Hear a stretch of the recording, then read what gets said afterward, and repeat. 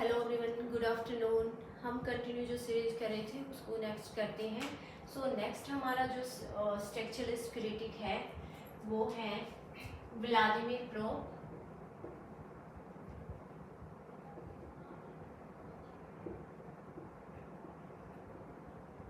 Vladimir prop, ठीक है। सो Vladimir का प्रोप का एक वर्क है जो रिलेटेड है स्ट्रक्चरलिज्म से, morphology of the folktale. Morphology of the folktale which was published in 1928. So Vladimir says that we can find the same kind of structure in every folktale. So folktale क्या होती है? folktale होती है जैसे कि अगर हम इंडियन फोकटेल की बात करें तो जैसे कि रामायण है, महाभारत है, ठीक है, अभिज्ञान शकुंतलम है, भगवत गीता है। तो in this kind of all folktale we can find the same kind of character and same kind of role all the character play in this folktale. So इसने जो characters दिए हैं, इसने बोला है कि 31 narratives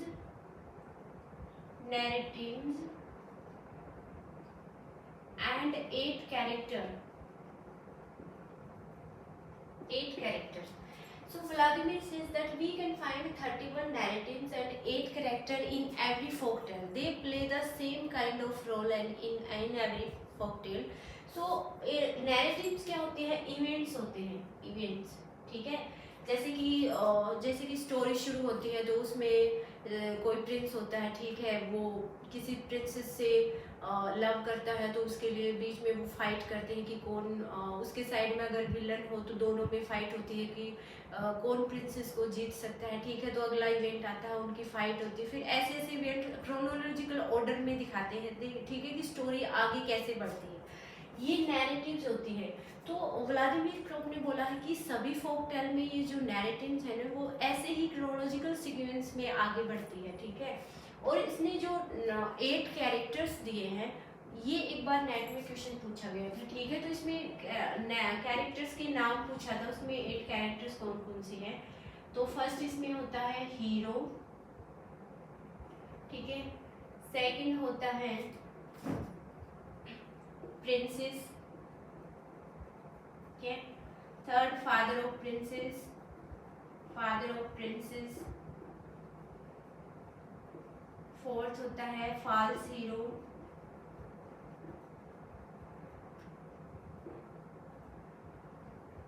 फिफ्थ होता है विलेन,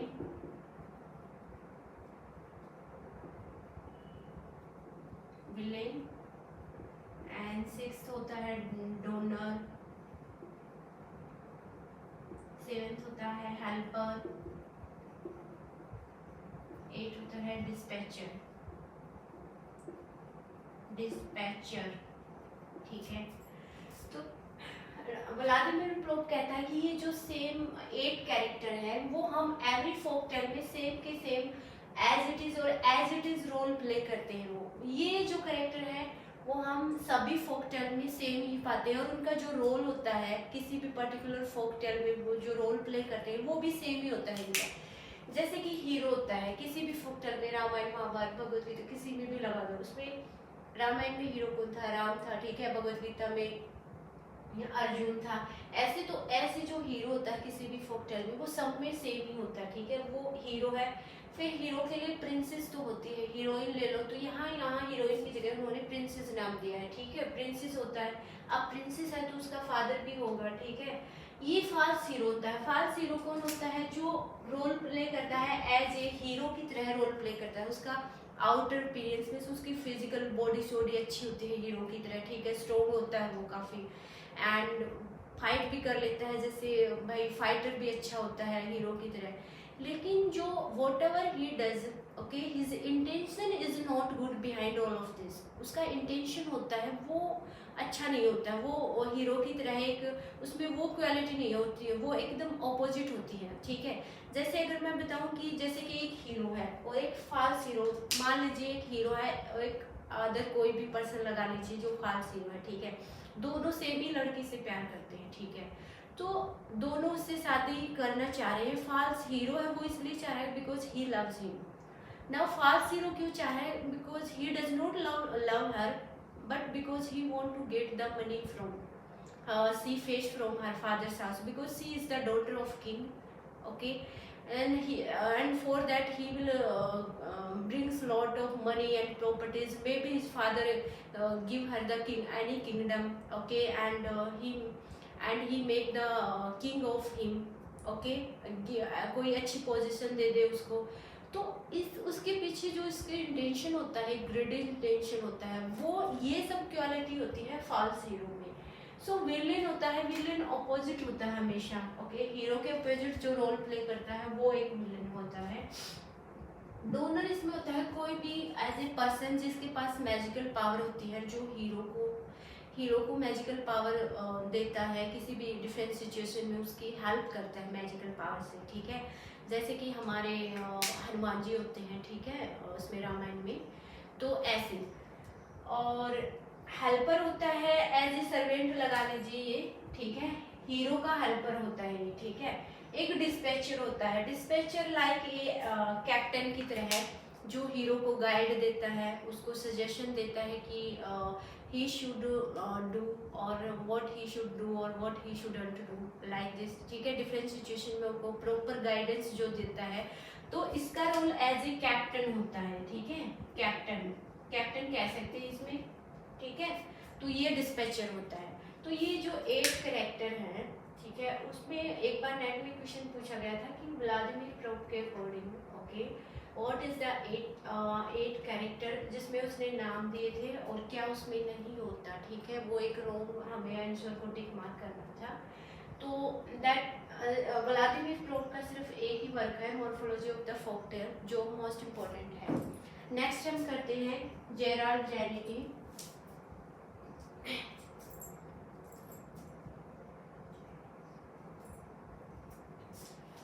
तो नेक्स्ट हम स्ट्रक्चरिस्ट जो क्रिटिक है वो करते हैं जेराल्ड जेनिटी।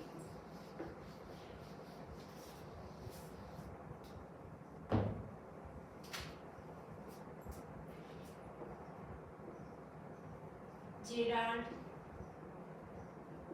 जेनिटी, जेराल्ड जेनिटी थे। तो इसका जो वर्क है, फर्स्ट है structuralism and literary criticism. Literary criticism, ठीक है। सेकंड इसका वर्क है वो है नैरेटिव डिस्कर्स,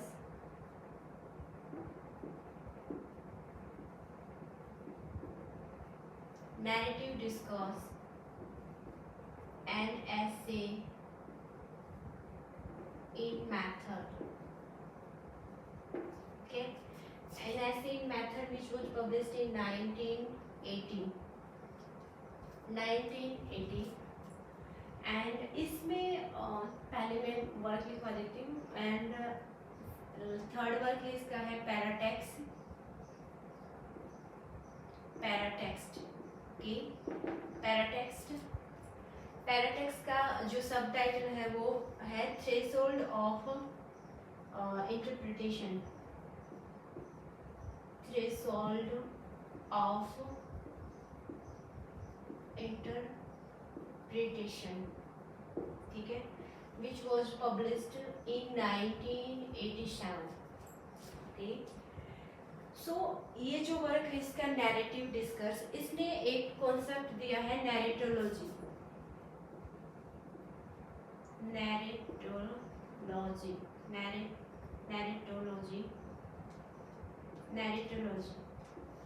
ठीक है। सो नैरेटोलॉजी क्या होती है? नैरेटोलॉजी, Gerald जेनिटी says that it is the chronological events in the story, या we can say chronological order of the events in the story। जैसे कि इसका प्लॉट होता है, उसकी सेटिंग, फिर उसके कैरेक्टर, ये सब। तो स्टोरी है वो कैसे स्टार्टिंग से एंडिंग तक, क्लाइमैक्स तक कैसे क्रोनोलॉजिकल ऑर्डर उसका का जो प्लॉट होता है वो कैसे एक दूसरे से कनेक्टेड होता है, ठीक है। तो ये दिखाता है chronology of the events, so it is the order of the events in a story, ठीक है, या टेक्स्ट लिख सकते हैं।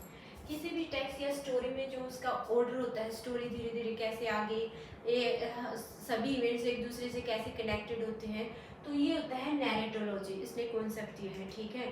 फिर होता है फिर इसका जो एक इस बुक में इसने पैराटेक्स्ट, ठीक है, इसने पैराटेक्स्ट है ये जो इम्पोर्टेंट वर्क है इसका, ठीक है।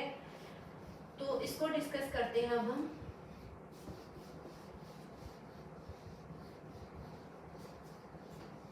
The threshold of interpretation. So पैराटेक्स्ट, ठीक है, इसका सब टाइटल आप लिख लेना बाद में। सो पैराटेक्स्ट क्या होता है? पैराटेक्स्ट होता है कि it is include in the book at the time of publication और it can be include after the publication, ठीक है। तो इसमें इंक्लूड पैराटेक्स्ट में क्या क्या इंक्लूड होता है? इसमें इंक्लूड होता है, देखो, cover of the book, cover of book, ठीक है। इसमें name of author and name of book, ठीक है। और डेडिकेशन, किसको डेडिकेट किया है, डेडिकेशन देख सकते हैं हम इसमें, ठीक है। फुट नोट देख सकते हैं, फुट नोट्स, ठीक है। और कितने पेजेस में लिखी गई है, ठीक है, इसमें पेजेस दे। सो ऑल ओवर अगर बात करें तो पैराटेक्स्ट होता है जो कि उसके बुक के main text inside the book वाले टेक्स्ट को छोड़ के बाहर का जो कवर होता है उसके ऊपर जो कुछ भी लिखा होता है ना, वो इस पैराटेक्स्ट में आता है, ठीक है। उसमें उस ऑथर का नाम, बुक, ऑथर के जो भी बुक है, जैसे हिस्ट्री की है, इंग्लिश की है, कौन सा चैप्टर है, तो वो बाहर दे रखा है उसका, किसको डेडिकेशन, इस एक्नॉलेजमेंट दे रखी होती है, डेडिकेशन किसको किया है उसने, ठीक है। और उसमें कितने पेजेस की है, उसकी पब्लिकेशन डेट, इसमें पब्लिकेशन डेट भी आती है, ठीक है, कब पब्लिश हुई थी, पब्लिकेशन भी आता है इसमें। तो ये सब जो इन्फॉर्मेशन हमें बुक के बाहर उसके कवर पे मिलती है ना, ये सब पैराटेक्स्ट में आता है। तो इस बुक के अंदर इसने एक कॉन्सेप्ट दिया है, ट्रांसटेक्चुअलिटी,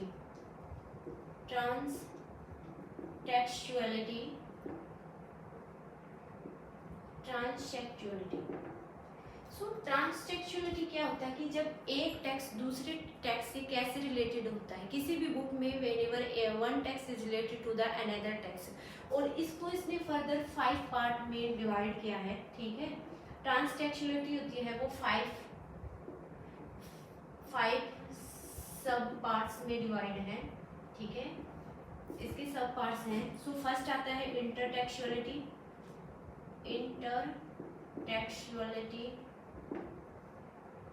सेकंड है पैराटेक्चुअलिटी, थर्ड है मेटाटेक्चुअलिटी,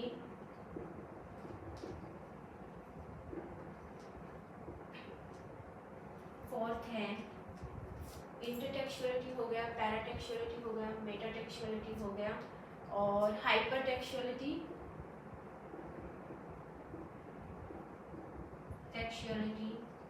ठीक है। एंड लास्ट वन है आर्किटेक्चुअलिटी,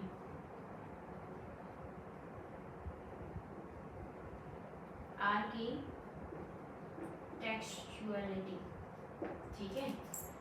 सो ये आते हैं मेन, फर्स्ट है इंटरटेक्चुअलिटी, पैराटेक्चुअलिटी, मेटाटेक्चुअलिटी, हाइपरटेक्चुअलिटी और आर्किटेक्चुअलिटी, ठीक है। ट्रांसटेक्चुअलिटी इसने ट्रांसटेक्चुअलिटी को लेकर 5 पार्ट में डिवाइड किया है, जो ये है। सो इंटरटेक्चुअलिटी क्या होता है, ठीक है। Generality says that whenever we read any text or any book, ठीक है, then we can find that some allusion and quotation that is already published in another books, okay. And the author and the writer, what does they bring some famous quotation and allusion from another books and they use in their own book, ठीक है। तो ऐसे ही quotation और एलुजन हम जब दूसरी book, किसी भी दूसरी बुक से उठा के अपनी बुक में जो ऑथर यूज करते हैं ना, तो वो होता है इंटरटेक्चुअलिटी। वो कहता है कि ये सब कोटेशन और एलुजन है, हम सभी बुक्स में देख सकते हैं कि जो ऑथर्स होते हैं वो एक दूसरे के फेमस कोटेशन को यूज करते हैं, रिलीजन को यूज करते हैं अपनी बुक में किसी भी सेंटेंस को एक्सप्लेन करने के लिए, किसी भी सिचुएशन को डिफाइन करने के लिए, ठीक है। तो जैसे कि हम ऐसे इंटरटेक्चुअलिटी देख सकते हैं कि जो जॉन मिल्टन है उसका एपिक पोइम है पैराडाइज लॉस्ट, तो उसमें ऐसे बहुत सारे इल्यूजन और कोटेशन यूज हुए हैं। सो जॉन मिल्टन ने जो इल्यूजन ली है वो उसने या तो क्लासिकल राइटर से ली है या फिर उन्होंने बहुत सारे कोटेशन बाइबल से ली हैं, ठीक है, अपनी इस पोइम में। तो ये होते हैं इल्यूजन और कोटेशन। सेकंड होता है पैराटेक्चुअलिटी। पैराटेक्चुअलिटी क्या होता है कि जैसे कि ये एपिग्राफ होता है और other element we can find some, जैसे कि एपिग्राफ या other element we can find in every text और book that the writers use as the introduction of their book, ठीक है। सो एपिग्राफ क्या होता है? एपिग्राफ होता है जब किसी भी बुक को हम एपिग्राफ, ठीक है, एपिग्राफ जब स्टार्टिंग में किसी का as a introductory part use करते हैं, ठीक है। जैसे कि हम क्रिस्टोफर मार्लो का वर्क लेंगे, डॉक्टर फोस्टस जो क्रिस्टोफर मार्लो ने लिखा है, ठीक है, तो उसमें एपिग्राफ यूज किया है जो कि डॉक्टर फोस्टस जो एज ए बुक है उसके बारे में बताता है। पहले इंट्रोड्यूसरी पार्ट है उसका, ठीक है, कि डॉक्टर फोस्टस है वो स्टोरी है कि इसकी कैसी है ये सब।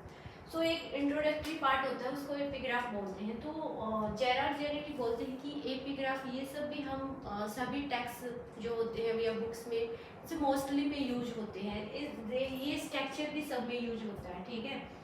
फिर है मेटाटेक्चुअलिटी। इसमें मेटाटेक्चुअलिटी में होता है क्रिटिसिज्म, ठीक है। We can find whenever we read any book then we can find the criticism of the another books, like they criticize any other another writer's character or their special any quotation और statement को जब एक writer अपनी book में किसी दूसरे book की को क्रिटिसाइज करता है, उसके कैरेक्टर को क्रिटिसाइज करता है, ठीक है, उसकी कुछ भी उसके रोल को क्रिटिसाइज करता है या कुछ उसकी स्टाइल लैंग्वेज से रिलेटेड जो भी क्रिटिसिज्म करता है, ठीक है। तो ये सब भी हम same kind of structure we can find in different type of books. So यहाँ अगर हम मेटाटेक्चुअलिटी देखें तो विलियम एम्शंस जो हमने न्यू क्रिटिसिज्म थ्योरी में पढ़ा था, तो उसका एक वर्क था मिल्टन्स बोर्ड। उसने उस बुक में जो मेटाटेक्चुअलिटी दिया था, तो उसने क्या था उसके बुक में, उसने मिल्टन्स की पैराडाइज लॉस्ट जो एपिक पोएम है उसको पढ़ा था और उसने अपनी बुक में उसके जो क्रिश्चियनिटी रिलीजन है उसको क्रिटिसाइज किया था इस बुक में। तो ये होता है मेटाटेक्चुअलिटी, ठीक है।